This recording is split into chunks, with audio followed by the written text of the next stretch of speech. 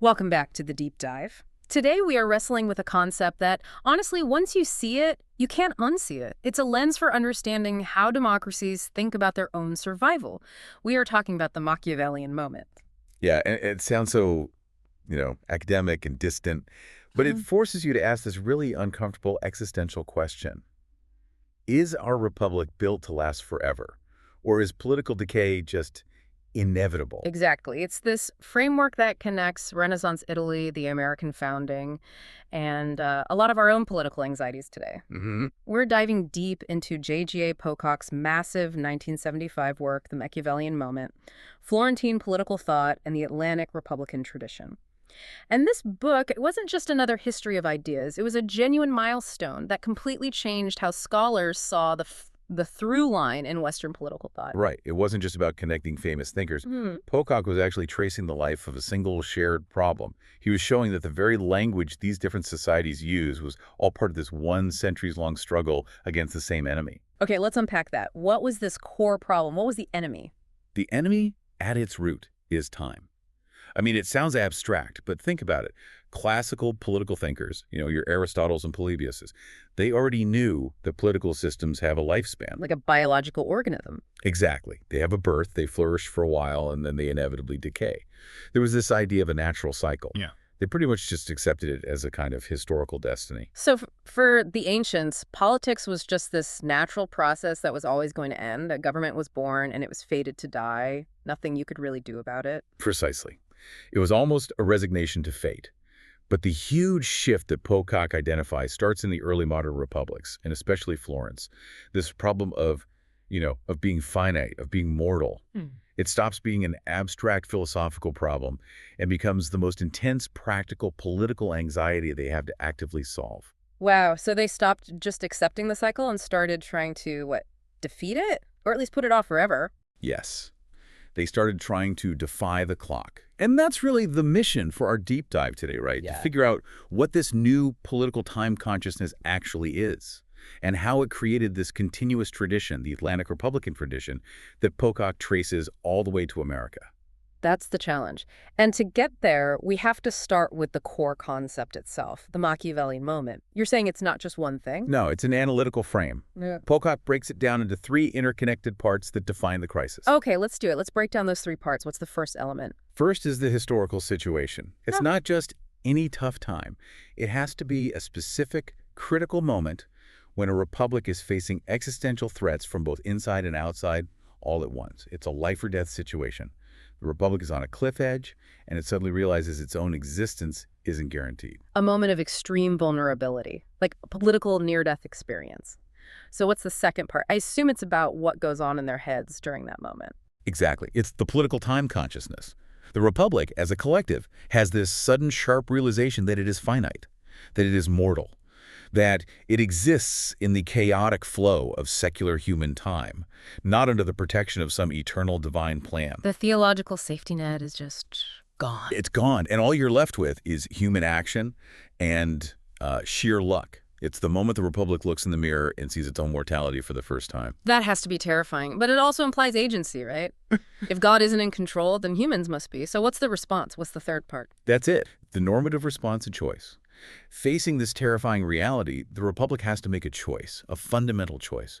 Will it just give in to the whims of fortuna, which is basically destiny, a chance, all the unpredictable stuff the world throws at you, and the inevitability of internal corruption? Or will it rise up?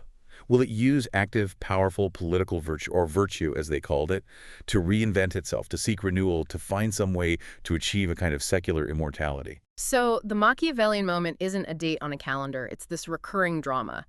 It's a choice between heroic action, which is virtue, and just letting yourself decay, which is corruption, all while this unpredictable force, fortuna, is messing with you. You've got it. And Pocock's genius was in his method for showing how this drama just keeps repeating. He used what's called political language history. It's a core idea of the Cambridge School. Instead of looking for abstract ideas like liberalism, he focused on the specific words, the shared vocabulary that political elites were actually using at the time. He was tracing the life of words like virtue and corruption. Exactly. Because by tracking the word, you can track the continuity of the problem they were trying to solve, even if the specific context changed. And this gets to what you mentioned earlier, his method of tunnel history. Right. He deliberately focuses only on this one deep, continuous tunnel of republicanism, from Florence all the way to America. He basically ignores the other traditions right next to it, like the one based on John Locke's ideas of natural law. His goal was to prove, with laser focus, the incredible continuity of this one specific conceptual toolkit. Okay, that gives us our map. So let's lay out the journey. We're following Pocock's path. We start with the prototype in Florence. We dig into how Machiavelli first forged this whole language out of the crisis of his city. Then we follow the migration to the Atlantic world. We see how the language gets translated into 17th century England by James Harrington, and then has its grand finale, in a way, in the American Revolution. And finally, we get to the reflection. We'll talk about the big academic fights over Pocock's work, especially the whole Locke problem. And then, maybe most importantly, we'll use his framework to try and diagnose our own democratic crises today. Sounds like a plan. So let's go to the source. The prototype of Republican crisis, Florence. What made this city between, say, 1494 and 1530 so uniquely fragile that it basically invented modern political anxiety? Well, you used the word fragile. Perfect. This whole period was a crisis compression. You had Florence, this absolute giant of banking, art, and commerce. The heart of the Renaissance. The heart of the Renaissance. But it was a military lightweight. It had the economy of a superpower, but the defenses of a tiny city-state. So it was incredibly rich, which made it a target, but also incredibly weak. A dangerous combination. A fatal one, almost. So when the big European monarchies, like France, started marching their armies down into Italy in 1494, Florence was completely exposed. It had no real army of its own. Its entire defense strategy depended on hiring mercenary armies. Which, as Machiavelli would later write, was a disaster. A complete disaster. The mercenaries were the definition of unreliable. They fought for money, not for Florence. They'd switch sides, run from a fight, blackmail the city. They were a symptom of a deeper internal flaw, dependency. The city's freedom was in the hands of people who couldn't care less about it. And the chaos wasn't just external, was it? Internally, things were just as bad. Oh, absolutely. The city was a mess of factionalism. For years, it had been run by the wealthy Medici family, who were basically oligarchs. When the French invaded, the people took their chance and kicked the Medici out to restore the Republic. But that wasn't the end of it. Not even close. Because then you get the rise of this fire and brimstone preacher, Savonarola. He basically takes over the city's political and spiritual life for a few years, preaching against luxury, burning books and art in his bonfires of the vanities. Wow. He was trying to turn Florence into a new Jerusalem, grounding the Republic in God's will, not human law. But of course that didn't last. He was executed, the Republic limped on, and then in 1512 the Medici came back, backed by a Spanish army. And the cycle just kept repeating. It did. The Republicans threw the Medici out again in 1527, only to have the city besieged and crushed for good in 1530. It's this extreme cycle of hope and collapse over and over that forces thinkers to face the raw fragility of politics. They realized their city's survival wasn't guaranteed by God. It was all down to human action and, just raw luck. Before Machiavelli really put a name to this anxiety, there was an intellectual movement that was already sort of tilling the soil. You mentioned civic humanism. How did that set the stage? Civic humanism was crucial. It was this movement that said the highest calling wasn't a life of quiet contemplation, the vita contemplativa of the medieval monks. No, the highest calling was active political participation, the vita activa. So it's about being a citizen first, saving the city, not just your soul. That's it, exactly. Drag the Florentine imagination out of divine time, God's eternal plan, and slammed it down into the messy reality of secular time, where cities rise and fall based on what people do. It gave Machiavelli the intellectual tools and, frankly, the anxiety he needed. Okay, so let's get to the man himself, Machiavelli's response. He creates this new political language to survive secular time, and the core of it is his radical redefinition of two words, virtu and fortuna. This is the absolute heart of it. His first big move was to completely politicize and, frankly, masculinize the idea of virtue. In Christian thought, virtue is about being humble, obedient, morally good. Machiavelli basically threw all of that in the trash. So what did virtue mean to him? His virtue, and the word comes from vir, the Latin word for man, is active. It's potent. It can be ruthless, even violent. It's the raw capacity of a state or a leader to act decisively, to show courage, and most importantly, to create a new order and defend it in a hostile world. It's the ability to do what needs to be done, even if it's morally questionable. And you need this aggressive virtue to fight back against fortuna. Yes, and he redefined Fortuna just as radically. For him, Fortuna wasn't some divine agent of fate. She was just the embodiment of all the random, unpredictable chaos of secular history. A foreign invasion, a key ally betraying you, an economic collapse. That's Fortuna. She is the political name for contingency. He famously compared Fortuna to a woman who needs to be, well, beaten into submission. What does that brutal metaphor tell us? It tells us that for Machiavelli, politics is not a passive activity.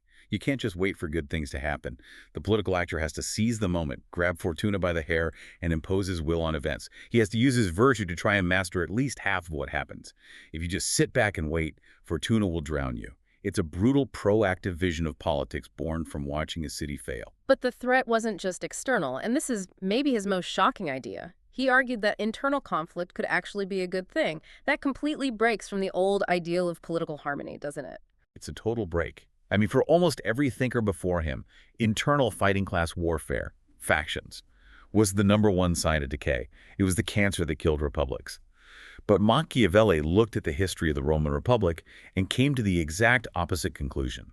So how on earth does conflict make you stronger? He argued that a controlled, managed conflict, specifically the tension between the nobles and the common people, the plebes, was the very thing that kept Rome free and healthy. This constant tug of war forced them to create strong laws and institutions, like the tribunes, to mediate their disputes. It prevented any one group from getting too powerful and corrupting the whole system. So a little bit of institutionalized conflict is like an immune system. It keeps the political body alert and stops it from getting lazy and corrupt. That's a perfect way to put it. For Machiavelli, the laws that guarantee liberty aren't just handed down from on high. They are forged in the fire of this necessary, vital social conflict. It's a radical idea, and it's a cornerstone of his new paradigm. Okay, so the final piece of the puzzle for him was about who actually does the fighting. His obsession with citizen arms as the only true foundation of virtue. This brings us back to the useless mercenaries. Right. For Machiavelli, relying on mercenaries wasn't just a strategic mistake. It was a deep moral failing. It was a sign of corruption. It meant your citizens were too soft, too focused on making money and living in luxury to be bothered to defend their own freedom. And the only solution was a citizen militia. The only solution. He argued that only citizens who have weapons in their hands, who are defending their own homes, their own property, their own freedom, only they can possess true virtue. Why? Because their own self-interest is completely tied to the fate of the Republic. Yeah. So he creates this unbreakable chain. Virtue comes from arms, and arms secure freedom. So to wrap up this first stage, Machiavelli basically takes this abstract philosophical problem, how does a republic survive, and turns it into a practical political toolkit. A language based on virtue, corruption, fortuna, and arms. Yes. And this toolkit, forged in the crisis of Florence, becomes the shared vocabulary for Republican thinkers for the next 300 years. Okay, so this vocabulary now has to make a journey. It has to cross the English Channel. How does this very specific Florentine language, all about city-states and mercenaries, get translated into 17th century England? A completely different world, right? A totally different world. And the key translator, the intellectual bridge, is a guy named James Harrington. He's writing his major work, Oceana, in 1656, right in the middle of the English Civil War, which was England's own Machiavellian moment.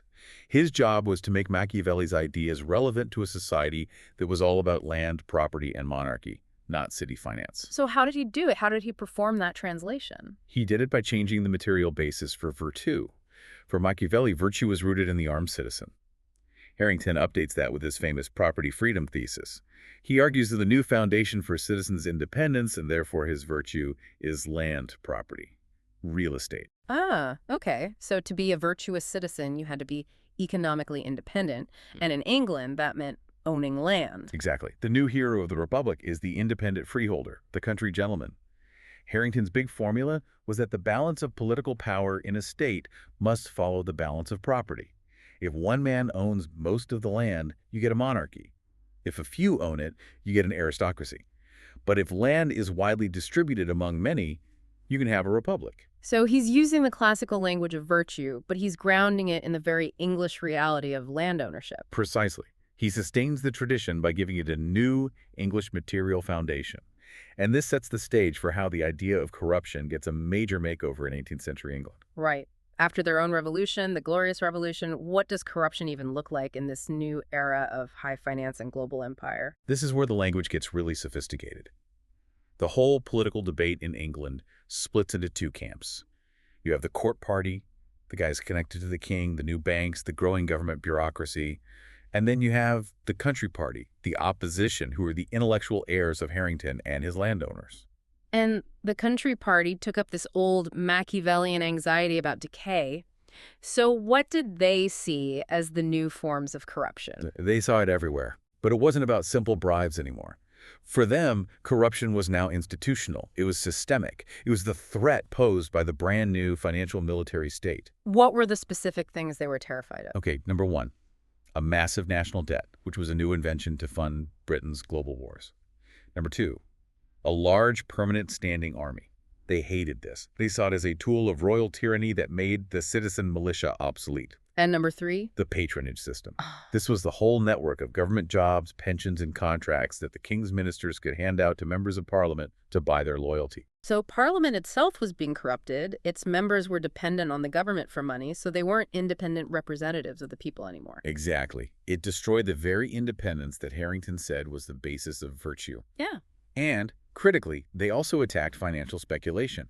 Think of the huge stock market crashes like the South Sea bubble.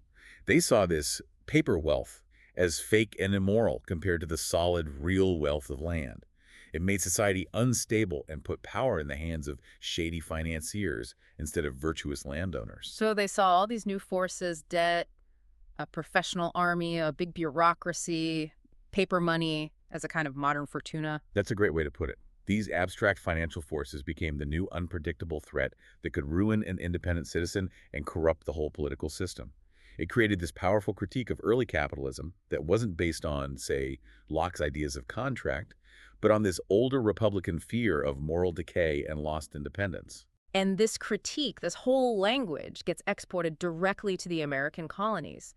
This is why Pocock makes the incredible claim that the American Revolution was the last great political event of the Renaissance. It's an amazing claim, but his evidence is powerful. He shows that the American founders, Jefferson, John Adams, all the pamphleteers, were completely steeped in this English country party ideology.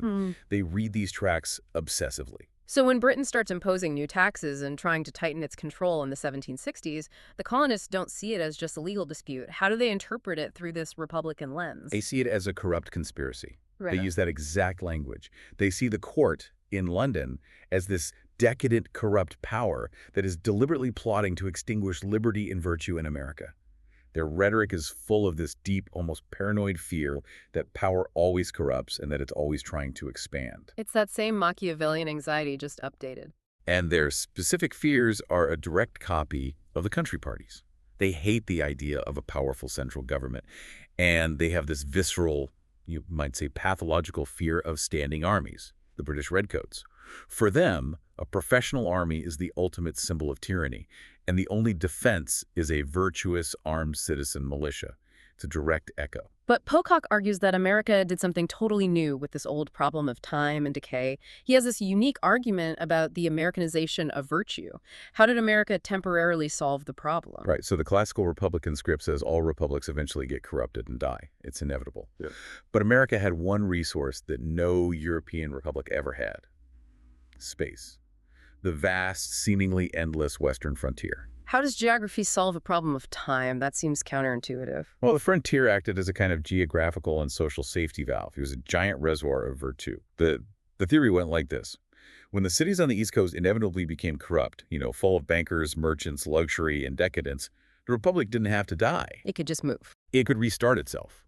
It could regenerate its virtue by sending its citizens west into the frontier to become independent, self-sufficient yeoman farmers on new land. They could constantly refresh the nation's character with a simple moral agrarian life. So America used westward expansion to run away from the problem of corruption and decay. It used space to defeat time. For a while, yes. It was a temporary spatial solution to a temporal problem. As long as that frontier existed, America could believe it was exempt from the iron law of history that said all republics must fall. It was a profoundly unique and temporary feature of the American Republican experience. Okay, we've traced this incredible intellectual journey from a crisis in Florence all the way to the American frontier, but now we have to turn the lens back on Pocock himself, on his method. How did he build this massive argument, and what were the big pushbacks from the academic world? Well, his method is everything. As we said, he's a key figure in the Cambridge School of Intellectual History, and their whole thing is that you don't study abstract isms like liberalism as if they're timeless Platonic forms.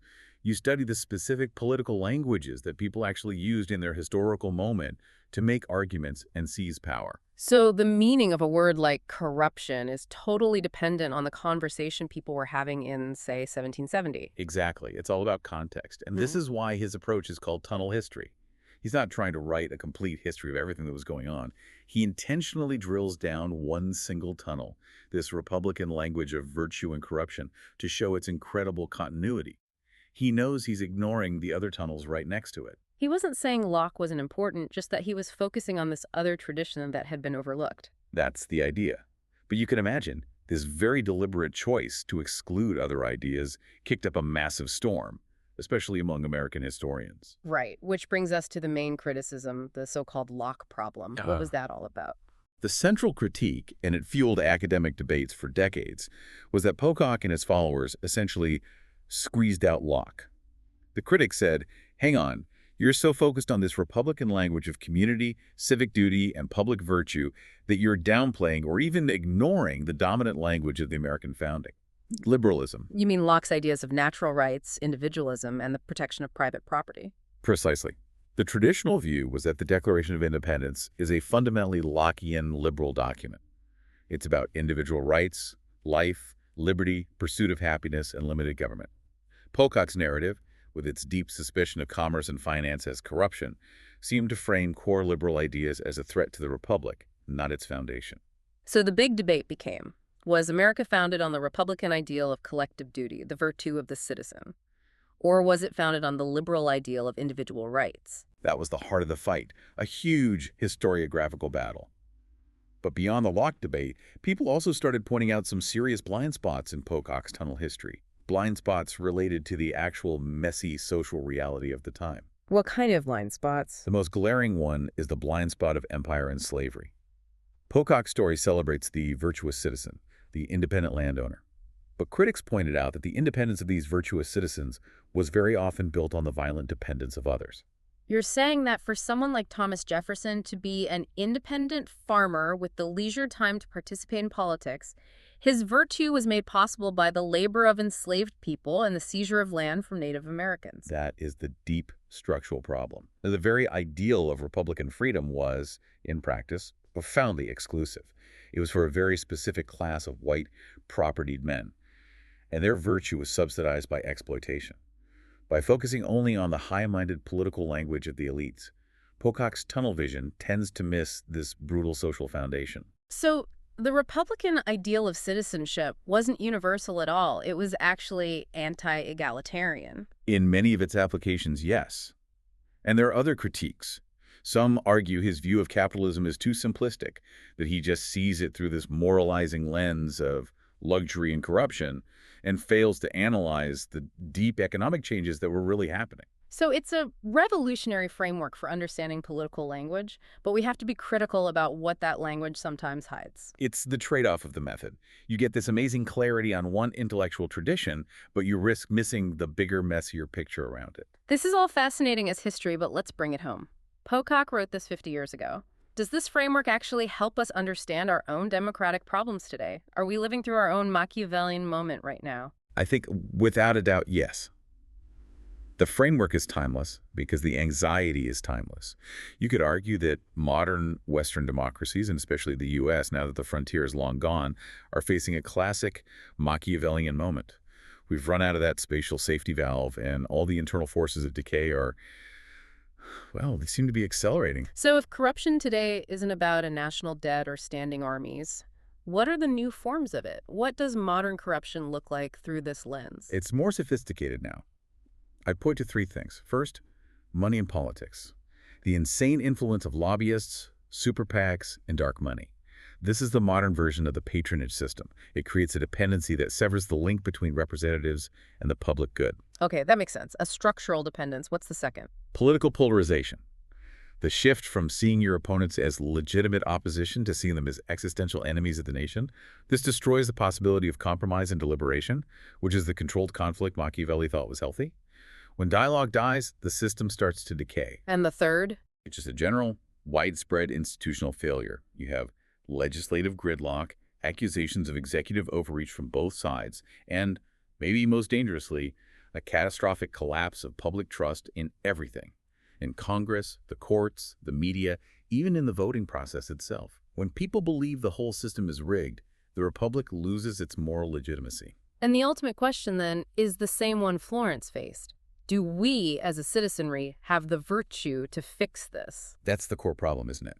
All these institutional issues are arguably symptoms of a deeper erosion of civic virtue, a decay of public spirit, widespread political alienation, and the fact that we can't even agree on what the common good is anymore. When you hear people on all sides shouting to drain the swamp, you are hearing a direct 21st century echo of that old country party rage against a corrupt court. And when a system seems that broken, that corrupt, it creates an opening for, for desperate and maybe dangerous solutions. Which brings up this really important contrast you mentioned between Pocock's Republican answer and the authoritarian temptation offered by someone like the theorist Carl Schmitt. This is the critical choice of our moment. The Republican solution, in Pocock's tradition, is internal renewal. It's slow, it's painful, it requires citizens to re-engage their virtuta, to have difficult conversations, and to reform their institutions from within. It's about self-correction. And the Schmittian alternative? The Schmittian alternative is the authoritarian shortcut. It's the idea of the state of exception. When the system is in crisis and the laws aren't working, a strong, decisive leader, a sovereign, suspends the law and uses emergency power to fix the problem through decisive, unilateral action. So the danger in our Machiavellian moment is that we get tired of the slow, hard work of Republican renewal and start looking for a strongman to just cut through the corruption. Exactly. That's the oscillation. Do we try for the slow, agonizing self-cure, or do we opt for the quick, dangerous surgery that might kill the patient? A lot of the crisis language you hear today on both the left and the right gets dangerously close to that Schmittian logic, justifying extreme measures to save the republic, even if those measures undermine the rule of law itself. As we wrap this up, it's pretty clear that Pocock's work is so much more than just a history book. It's a diagnostic kit for democratic health. What do you see as his ultimate lasting contribution? I think his greatest achievement was uncovering this hidden anxiety at the heart of modern politics, this deep, nagging fear that republics are destined to decay in time. And he showed us that the language of virtue versus corruption has been the main way we've tried to fight back against that decay for 500 years. He revealed an eternal political struggle. And he taught us that when we hear politicians talk about civic duty or the corrosive influence of money or the dangers of centralized power, we're not just hearing modern talking points. We're hearing the faint echoes of Renaissance Florence, filtered through 18th century England and the American founders. Absolutely. And look, we have to acknowledge the limits of his story. The whole debate with liberalism, the huge blind spots around empire and slavery. But even with those flaws, the questions he raised are more important than the answers he gave. He forced us to see that political thought is a living, breathing thing, a set of languages we inherit to fight our own battles. So the Machiavellian moment isn't something that just happened in the past. It's an eternal political warning for any democracy that is struggling to survive. That's exactly right. It's a constant reminder that our systems, no matter how well designed, are always fighting against the entropy of time and human nature. The institutions alone can't save us if the public spirit, the collective virtue, is gone. The Machiavellian moment is really just a mirror that reflects our own political will. If we don't actively push back against decay, decay always wins. And that leaves us with a final and I think pretty challenging thought for you to take with you as you look at the world around you. The central and frankly terrifying warning from this whole tradition is this. A democracy's existence is not guaranteed. It's not the default setting of history. It's not something that was achieved once and is now safe. It demands that every single generation of citizens actively engage their own virtue to fight a continuous, unending battle against the natural tendency toward corruption. It's an existential fight against time. And the moment of choice, the critical juncture, is always right now.